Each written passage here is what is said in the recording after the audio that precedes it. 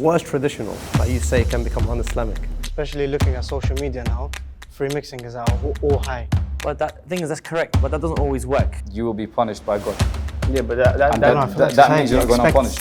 Anyone past the age of 18 is too old if they're not married. No, but that's with the traditional mindset.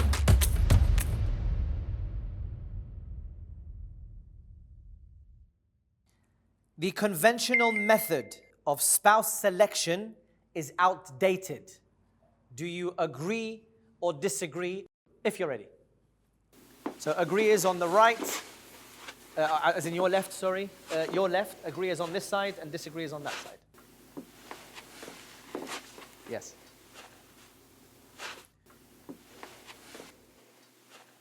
I agree with the statement. I think personally from the people I know, the friends I have, the community members I associate myself with, they can't find a spouse traditionally. So nowadays they've gone and found the spouse themselves rather than relying on community members or mama and baba, your parents, finding a spouse for you. I don't particularly disagree in the sense that I don't think it's exclusively the only way to find a spouse. Obviously not. There's so many things that could happen. You can meet someone and it happens, you know. But I think it's not outdated because it just protects you from sin, from just, it allows you a path, like a structured path to get the wife that is Islamic without looking too much to other ways. So what is the traditional? What is traditional that you say can become un-Islamic? So someone who's in between, and make sure that everything stays on the Islamic path where there's no in-talking between the two, which could lead to something that is forbidden in the religion. No, I agree with him because especially looking at social media now, free mixing is at all high. Not even just in person, it's now online now, free mixing. So if we don't stick true to what our roots were, or the old tradition of parents finding you a spouse, then we're just going to allow a lot of free mixing to happen. But that thing is, that's correct, but that doesn't always work. And free mixing and how far you go, it depends on the person and their own self-control. I can say I've sat in many occasions where, like Absocs, for example, people are all together, they're reciting dua, or there's Jama'ah ladies are at the back, and they respect the boundary. You have to respect the boundary. So if you want to follow the traditional route, fine, that could work for you, but then that just shows you may not have self-control to maybe go find your own way. Okay, but the statement is particularly saying that it's outdated. I'm not saying it's the only way. I'm not saying it's exclusively the only way. So what's your point to say that it's outdated? You have to grow with the times. There's been many things that 50 years ago, 100 years ago would have been haram or forbidden completely. Maraja would have said no. But as we grow and society grows, you grow with society. And I think traditionally saying, look, mom, go find me this person doesn't work. Nowadays, for example, I want someone like this, and my mom's connections or my family's connections or my community's connections limited. For example, you might want to find someone from another community or even somewhere across the globe. You might find someone who has an Instagram page talking about Imam Hussein. And you'd be like, you know, that person run the page could be your next boss. You don't know. Should you be using that though? Why not? Should you be using it? Why not? Islam promotes diversity, promotes, going out it's so important to go outside your community, to integrate with other communities and, learn. Islam promotes that itself. Get to know a girl, especially on a deeper level, you're going to have to, it's not always going to be surface level hachi. It's going to be informal at times, you're going to make jokes, maybe a bit of flirtatious comments here and there. That all falls within haram at times, but the traditional way of getting to know someone with your parents' supervision stays in halal the whole time. Also with his point, any gray areas you have experience from other community members or your parents, like you said. So if you have a question about the topic of what's happening, you could always refer to them. Yeah, but we're talking about spouse selection. I can approach a woman, be like, I'm interested, I want to get to know you further. Now let's do this properly. Traditional spouse selection is your parents or someone in the community find you a spouse and then you have a formal gathering, right? But this way, you maybe just say hello, have an introduction, be like, okay, now who's your wali, who's the next person I need to speak to? Then we go forward. The means on how you get married, but the selection in the first place, how it starts. You can start off by asking someone in your Absoc, in your community, or your friend, or whoever, like, you seem interesting. I've seen you in class and you're smart, mashallah. I want to proceed with this properly. And that way, you avoid all the haram that you mentioned. It's not to do with the traditional way. It's just how you maintain yourself and how you have your own control. So that varies from character to character. But in this day and age, we're not exposed to just someone walking up to someone and saying, I want this and this. Now we have these dating apps. We have all these things which could promote the forwarding of people going towards that haram because of their ill intentions. Because in the moment they don't know what they want. For example, they're just trying to do certain things. And then maybe in the future will lead to good things. When you go to your parents, it starts with a good intention or ends with a good intention. That's the point of it. Boys get away with having premarital relationships, or males get away with having premarital relationships. You either agree or you disagree.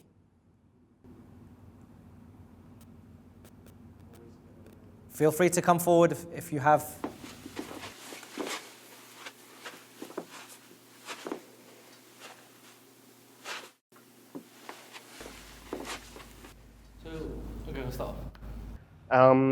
I believe in today's day and age, there are not many repercussions for when any, especially Muslim males, get into any relationships. There's not really any punishment that goes towards them, so they continue to do it over and over again. So does that mean they get away with it? Or does that mean the society is not strong enough to deal with it? Well, what could society really do to them? There's a lot of things society could do. The same way that you can, there's certain communities that promote certain behaviors and they provide like a reward system. Is there anything in the society right now that promotes, boys not doing this? Yeah, but because society doesn't do that, boys get away with it. Yeah, but what? But how do you know boys get away with it? Like there's so many different punishments, like from parents or from things like, for example, somebody's reputation could get ruined. Then they ask about them, they don't get married. Really, a lot of our like traditional marriage kind of the way we do it is on reputation. So you ask about someone, everyone knows someone. Do you know what I mean? They have a wali, somebody that's gonna be, for example, can you back this person up? Do you know his how he's lived his life and things like that? So it has an impact. I get you, but no one ever hears of a boy's reputation going bad. Everyone hears of a girl's reputation going bad. Exactly. It sticks more on the girl than it does on the guy. When it comes to the guy, they say, he was young, he'll get older, he'll get wiser, he'll mature. So they don't really say anything against him. No, but they do. They just said. Yeah, they say that. They say it's okay, he's young and mature. They do say something. Yeah, but they give him excuses, they don't give him consequences. They don't punish him for it, they just meshi him. As long as a premarital relationship is halal, what's the consequence? Is there anything wrong with having a premarital relation? Okay, so As in, let's just assuming that, wait, hold on, I'm assuming the premarital relationship, I'm sure that if you're talking about halal, it's not haram, halal. Yeah. the premarital relationship means outside of all forms of marriage. No, okay. It's a societal concept. When you get married, you get engaged, you get married, you go to the registry office, you have your nikah, aqd, everything done. But premarital relations, having mut'a relations, for example, before your actual marriage for life. Because mut'a is on a time period, nikah is for life. I get that, but I don't know, I still believe mut'a is considered a marriage. Okay, but then if you look at societal, if I see premarital relations, we're talking about as a societal standpoint. And that standpoint is, for example, I've seen a lot of boys out there, who have a premarital relationship, but they have mut'a, they have it the halal way.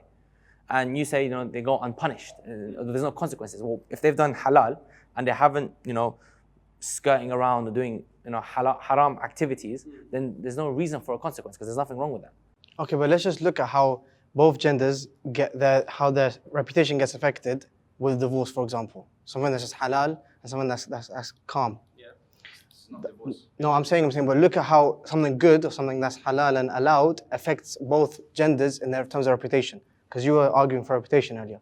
When a girl gets divorced, that's like a black dot on her CV kind of. It becomes more difficult. I'm with you. Yeah, but then if a guy gets divorced, nothing really happens to him because society just moves on from that. But you again arguing a different point. We're talking about premarital relationships, and but and the consequences of that. And I know boys' reputations getting ruined, so that will affect them, and it has affected them.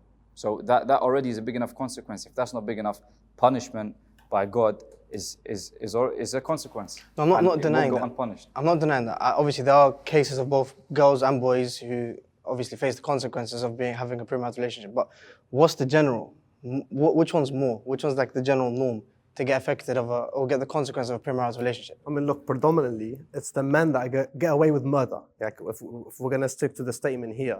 In comparison, maybe yes. Maybe men will get away with it more. Maybe there's no kind of alamat on a man if they have premarital relationship. However, I would not say that it goes unpunished. I believe men do get punished for this. But if you compare what the ladies in sense of reputation and in sense of, in general, you will be punished by God. Yeah, but And that means you're not going unpunished. Okay, if we're going to speak, guys if doesn't we're going to expect speak about of God girls. and the halal and haram, we got to differentiate. If we're speaking about what are relationships and what's allowed. No, take not. that aside, because that's allowed. So we're going to put Okay. that to the side. Okay, then I'm speaking from Yeah. relationships that are halal. Like, Yeah. This is why I'm saying I agree, because girls can have relationships that are halal at the same time, right? But they don't get away with it. They get tarnished when it comes to down the line when they want to get married. Yani we hear many cases where khatiyya, and I say khatiyya because they're doing something that's legit, that's halal in the eyes of Allah subhanahu wa ta'ala. It's part of the teachings of Rasulullah. The Ahlul Bayt never said don't go towards this path of relationships, for example. Why do they get a bad reputation? And why do we get away with it? But this is why in Islam, women are allowed to abstain on their history when they get remarried. Say that again. Women are allowed to, they're allowed to not disclose their history when there's an opportunity to get married. Yeah, but doesn't that show society No, would but negatively Islam, affect them, Islam and here that they can abstain from it? No, the thing is, Islam here what I'm trying protects to say. women, right? So if you say it's an unfair, men get away with it and women don't, well, women, Islamically, they can choose not to say anything, and that's perfectly halal. They can lie and say, I've never been in any relationship, and move forward. And then from that, the society will be like, okay, she's innocent, nothing, she's never done anything. And we move on, and no one picks up on it because they're allowed to do that. Exactly. But why do we you have think- to be open and honest. And But the statement is about we get away with it. No, but I'm saying the fact that that's there, that they have the option to abstain from sharing it, means that if that rule didn't apply to them, Yeah, but who which says, one would be? Yeah, Which but that's one not, would get exactly. worse? But exactly. So because they can abstain from that information, and they can just say nothing, then who says they're not getting away Yeah, with I'm it? saying because the girl's reputation going bad and getting that getting baited out is worse for the girl. That's why it's allowed for her to abstain from it. Yeah, if you were to Because society compare, doesn't allow it. Yeah, but It's doesn't regardless, allow her they're to still get not away with getting, it. regardless, they're still not getting away with it. That's the point. who the boys. The girls, sorry, are still If you were getting to away with it. compare how it would affect the girl's reputation, I'd say it's stamped on her reputation what she did. But when it comes to the guy, it's probably written in pencil. If you were to compare the two, so it's easy dismiss, easy But the thing rub is, the rate. you say that, and inshallah, mashallah, all of you are excellent practicing Muslims, but have you been in a person's shoes where they had maybe premarital relations and they went to ask a girl hand in marriage and the girl said no? A lot of girls nowadays will just say no. They're like, oh, you've had this previous issue, I'm not on it. I want someone who's honest with me, who has had no experience previous to me, and I want to be their first experience, whether it's going out on a date or anything else. So there's been a lot of girls out there who just say no. There's been a lot of mothers out there or fathers be like, that boy, I don't want him. I don't want him near my daughter. Yeah, but is that the general consensus? No, but Is that what generally? Yeah, is that what the general I've seen default a lot of setting is? people who've made, had premarital relations, even if it was halal. Maybe it was a mistake or something went wrong, and that the way they handled that premarital relation was appalling. So when they move forward for an actual traditional marriage and traditional going from whether traditional channels or non-traditional channels to get married, I've seen family turn people away because of that reason. So I'm 31 years old. Yani I've, from my teenage years, at 15 years, let's say, I've experienced a world where people can have relationships with people. I have friends who have premarital relationships with other people. Yani I've mixed with the world. I live in a Western society. I've seen everything. Yani I've breathed there. I live there. I'm surrounded by it. It's part of our environments. It's our day-to-day life. Something I've observed, and I think I can share it here, and the reason why I sit on this side of the fence is that I have many friends, Allah yahfadhum, many friends of friends, mutual friends that I know of, who have been in ample premarital relationships. Their parents don't give a flying monkey whether it was halal or it's haram, and they don't even tell them off. And it ends there. They get married, nothing happens. People come ask about him. هذا مؤمن, يصلي, يصوم, you got good akhlaq, perfect for marriage. The girl can make a mistake one day, but her reputation's gone forever. Not just her reputation, her dad's reputation, her granddad's reputation, her entire tribe, her whole ashira. So if she has a premarital relationship, it's game over for her. X. بالعراقي يخلي X عليهم مثلا. But for the guy, no. I don't mind marrying someone who has had a relationship. You either agree to the statement or you disagree to the statement. I don't mind marrying someone who's had a relationship before. I don't mind marrying someone who's had a relationship. Okay.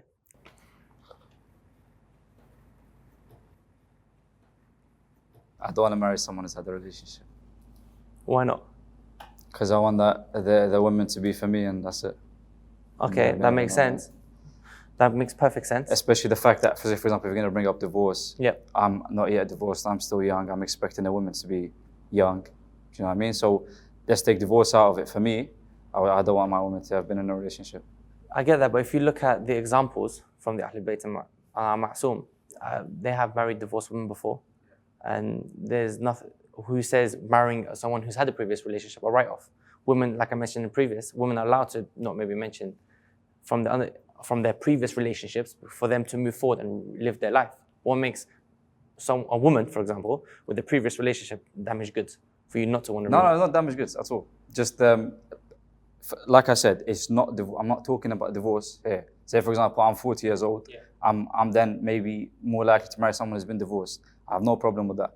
But at my age, I'm going to marry a young lady who hasn't been in a relationship. And at this age, it would have to be a haram relationship for her to be in a relationship at this age. Who says it has to be haram? It could be mut'ah. Yeah, come on. It's not. That's not No, really but going to Even be. then, it's a relation that's already happened. What if she went through the khutuba period, where she's getting to know someone, and it took some families take a few months to get to know someone? Is Even that a year. considered a Yeah. relationship? Is that a relationship? That is a relationship. So would you deny her the opportunity to marry you? I would make. It would make things a lot more difficult. Or would you deny it? I would make things very, very. The thing is I that wouldn't want it. That's the whole point. I wouldn't want it, right? The thing that would also come up a lot of times when you guys are speaking, for example, would be comparisons. Say, for example, you get into an argument. Maybe one side would have comparisons that would give to the other person. And then it would just cause a lot of problems for each other because they're living up to, or they're trying to live up to certain expectations, or they expect certain expectations from the other side. Would you not prefer a woman who's never had a previous experience and she's just purely for you? She's pure and all of that. So all of her faults You would prefer it as a man. You would prefer that. I'm not saying a woman is damaged goods. Never. I wouldn't. You said that word. I want to make sure it's clearly not. That's clearly not the case. Never that. There's nothing wrong with a woman being Are divorced. you referring to the sister being a virgin? Is that what you're speaking 100%. about? That's the number one Of course, thing. okay, Number one go. thing. But then also the other aspects of it, of just speaking to another man. Okay. Yeah. Okay. Well, I'm still on this side because I see no problem with it. But if it comes to, for example, you're talking about purity, for example, I'm there with you. And I'll sit on that side of the fence. But the reason I'm here, we're Muslim at the end of the day. If people have done something wrong, Allah arhamar rahimin. So we have to see it from a different perspective as well. We can't always just see it from our lens, from our, I don't want to say we have trust issues as men if we sit on that side. I don't think we do at all. A lot of things are right. Everyone has their own opinion. But there's nothing wrong with saying, give it another chance. If you want to, you've made comparisons to this society and modern day life. What happens if she goes to university, she's got a male lecturer or she's got male classmates, they work on projects together. You can't get through life, especially in this day and age, that we're promoting, by the way, women to go further education, women in career. Women and mothers can do everything nowadays. You can't expect them to not, go through life like they could have done maybe 2-3 centuries ago, not speaking to any men or having any interactions with men at all. Furthermore, if you go back to like secondary school, for example, most majority of schools in London are mixed schools, unless you're going to Khuti or you're going to all-girls school. She's going to have male friends, or she's going to have male classmates that she grows up with. I disagree with that. She doesn't have to have a male friend. That's number one. Second of all, your point about never speaking to someone. Speaking to someone in the context for marriage is very different to speak to someone day-to-day life. And if, for example, they're in uni and they speak about an assignment or something like that, that's very different to a man coming and saying, I want to speak to you, you're this and you're that. That's different conversations. I get that. So then based off your opinion, if a woman has received a proposal, she spoke to him about marriage and she says, no, I don't want it, and you are next in line, are you going to say no to that as well? Because she had the discussion before. So she said no? Yeah, but you said having a discussion with another man. No, but the thing is, it's contextual. The question was about if the girl was in a relationship before. So if it's something like this, it's an interaction. So what happens if you have, for example, you go to a proposal for another woman, right? She's there.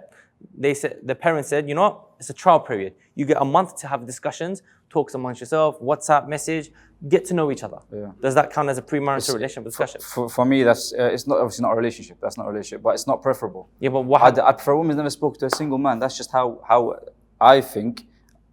I'm wired to think. Yeah, but so do you know what I mean? Nowadays, loads of women and girls get loads and loads of proposals. Proposals is different to them speaking to them. So they're not going to speak to loads of guys. They're going to speak to maybe 1 or 2 guys. Maybe it doesn't work out. max. You know what I mean? It's not going to be really more than that. I like your I'm view, by guessing. the way, because I Yeah. think it's got principle Yeah. and there's value in it from an Islamic lens, but it's not reality we live in these days. Perhaps. Yani, That's I'm not disagreeing with you. that's I what will hurts. sit right Yeah, next to you, yeah. but that's not what's happening. Yeah. It's impossible to come and say a girl hasn't had a conversation with another guy. Right? We're here. We're living in London. I agree, but I like to have hope. I like to live with hope in my heart. The curveball. Please sit in either agree or disagree before you get the statement.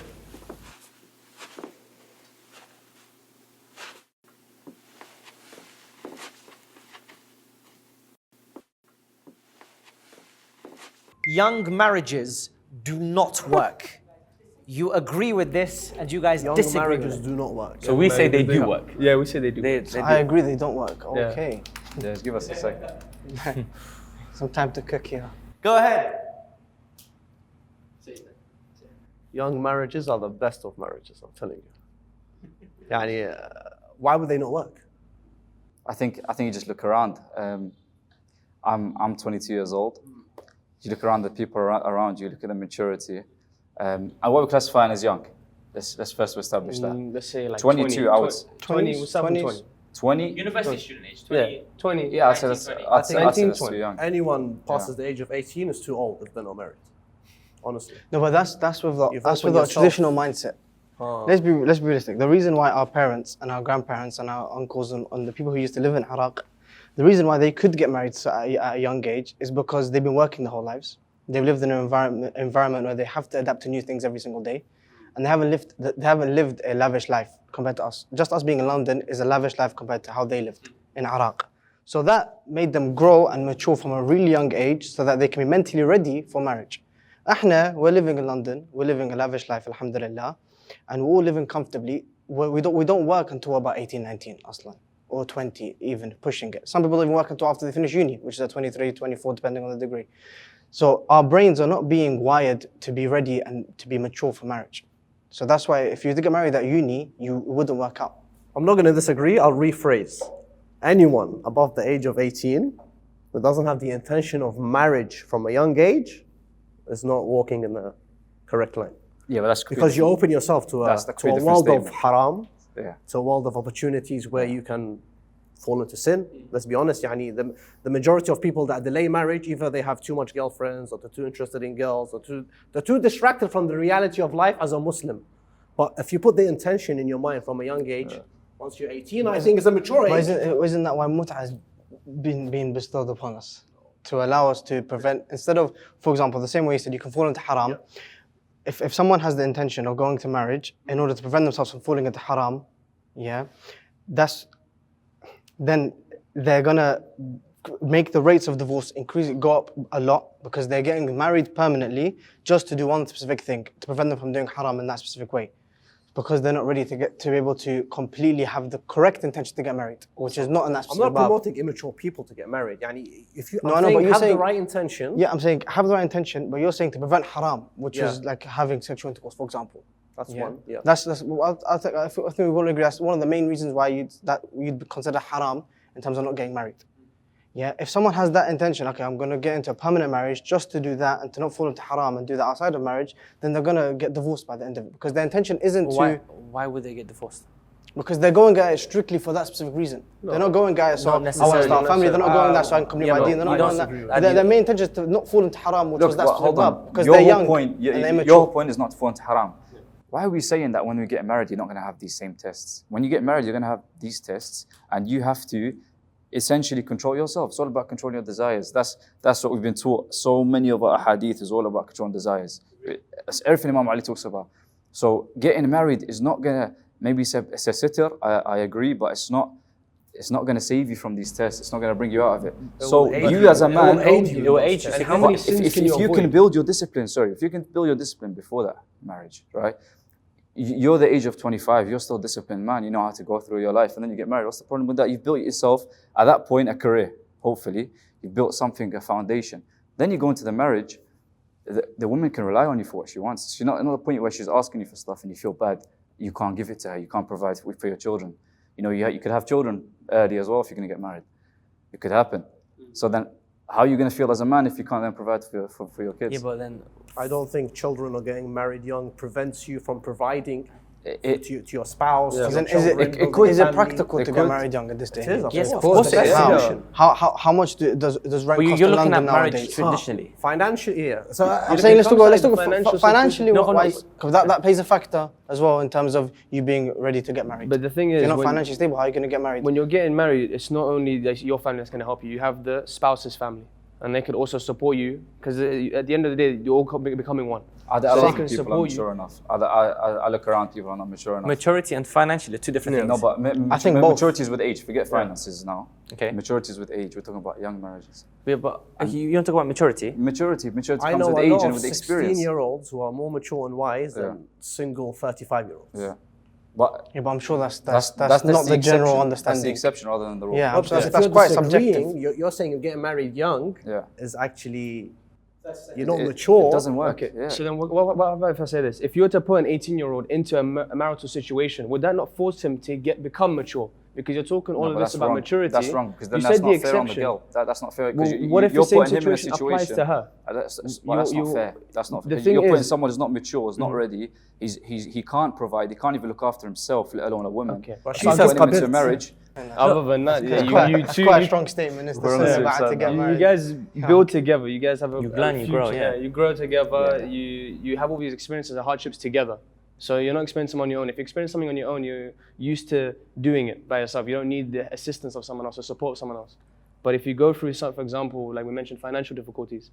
If you have financial difficulties with each other, then in the future, maybe 6-7 years down the line in your marriage, you'll have another issue. But you remember back into the past, you had these issues and then you overcame. So you can overcome anything else. I think you're right. I think with finances, I think there's a barrier. I think once you're above a certain amount where you could pay for, you could provide for another person. I think below that is difficult. But when you're at that point, you could pay for the marriage, the mahar, all of that stuff. I think you shouldn't think about finances because God will bring you the rizq with the wife, with the kids. The older you are, Yeah. the more you delay, I'm not going to say the older, the more you delay marriage, the more you delay it. There's no reason for you to delay marriage unless there's something wrong with you. That's how I see it at the end of the day, because there's no reason for you to delay marriage. Is that there's going to be so much expectations from either the girl's side or the guy's side. If the guy is too old, he has to come with a full package.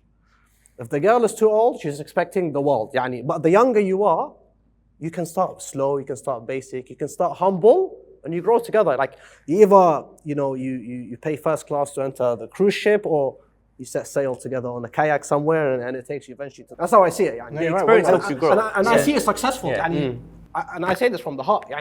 I see all the people that delay marriage, they have so much marriage problems for no reason whatsoever, mainly financially.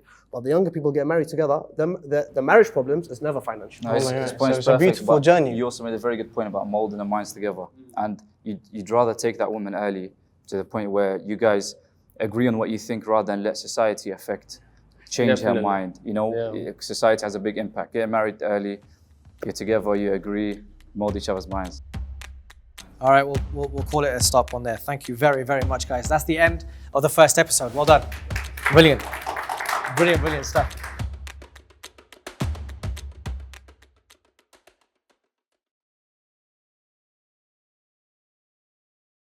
Bismillah ar-Rahman ar-Rahim. As far as spouse selection, premarital relationship, and all the procedures that are within the marriage proposal, Islam has given us description, has given us detail of what it likes to be. However, it has opened our hand to interpretation, and it has given us some leeway that we can go around it. Unfortunately, we see within some communities, some families, some cultures, and so on and so forth, we see some, they fall on the extreme right, and some follow on the extreme left. For example, in some culture, they do not allow the boy and the girl to see one another until the date of the nikah. They don't know anything about one another. And in some cultures, you have that they are really open to one another and they go out, they date, and God forbid they do even have some relationship. Allah subhanahu wa ta'ala, within the religion of Islam, has told us to be in the middle. ummatan wasata. In everything that we have to do, we have to be in the middle, neither extreme right nor extreme wrong, left. So in the middle will solve a lot of our problems. Unfortunately, some of us, we give more value to the culture than the religion. We have to put our base for everything to be the religion, the teachings of the Holy Quran and Ahlul Bayt alayhim salam. And based on that, we can go a little bit right and left. But we should not become more Catholic than the Pope. For example, it is okay for the boy and the girl to see one another before marriage, to have a conversation, to talk, to get to know one another. But to what extent? Well, it has to be within the red lines of the religion. Allah subhanahu wa ta'ala says this is halal and this is haram. For example, a boy and a girl came to me and they said, well, we want to get to know one another and in order to get married. Is it okay if we text one another? I told them in a funny way, how about you make a group chat and you add me into it, so it will be the boy and the girl and me. They said, well, Sheikh, you killed the vibe. I said, well, in that group chat, Allah subhanahu wa ta'ala is watching. Rasulullah Muhammad sallallahu alayhi wa is watching. The Imam of our time, Imam Mahdi Ajrallah ta'ala Faraj Sharif, is watching. That has nothing to do with me. If we keep that in mind, if we know our limits, then we can go keeping and reminding one another about the limits. First and foremost, the parents should know about it. They should be involved in the spouse selections. As far as the age is concerned, everything, the teachings of Islam is there for you and I to benefit and to have better life. Younger always is better. And then you have some cases. It's not one size fit all answer we can give. That, for example, this given age, you must get married. No. Rasulullah Muhammad sallallahu alayhi wa and Ahlul Bayt alayhim salam, they have recommended early marriage. That's the recommendation. Well, then you have exception in some cases that they have to be delayed, maybe a couple of months or a year or two, due to some circumstances. As far as getting to know one another, let the boy and the girl see one another. There's nothing wrong with it. Keeping in mind that they have to be under the supervision of their parents or some relatives, they should know about this relationship. Because if it's only them two together and they don't have any supervision and nobody knows about it, well, guess what? Shaitan is there. We might start with a good intention that we want to get married. Well, Shaitan will come and it will ruin the intention. Everything about marriage, let's keep that in mind. That Allah is watching, the Holy Prophet Muhammad sallallahu alayhi wa sallam is watching, and the Imam of our time is watching. Put the culture aside, let's go back to the teachings of Quran and Ahlul Bayt alayhim salam, and we add some spices from the culture. Culture should not be the base. Religion should be the base. Not because my mother did it this way, or my father did it this way, or my cousin or my relatives, or what would people ask of me in this procedure. No. If this is according to teachings of Quran and Ahlul Bayt, we'll do it. If it's not, we will completely avoid it. Keeping in mind that Shaitan wants to bring haram in every minute of this marriage. So, to make it clear, there is nothing wrong for the boy or the girl to meet one another and to discuss with one another. But it shouldn't be long. I had some cases that they will take years and years and years to get to know one another to see if they are good for one another. That's too long. And then I had some cases, maybe an hour or two, and they continue having a good life. Keeping in mind that with this marriage, we want to get closer to Allah subhanahu wa ta'ala and gain His satisfaction. Everything we do, that should be number one rule of thumb that we have to keep in mind. Wa sallallahu ala sayyidina Muhammadin wa alihi at-tahirin.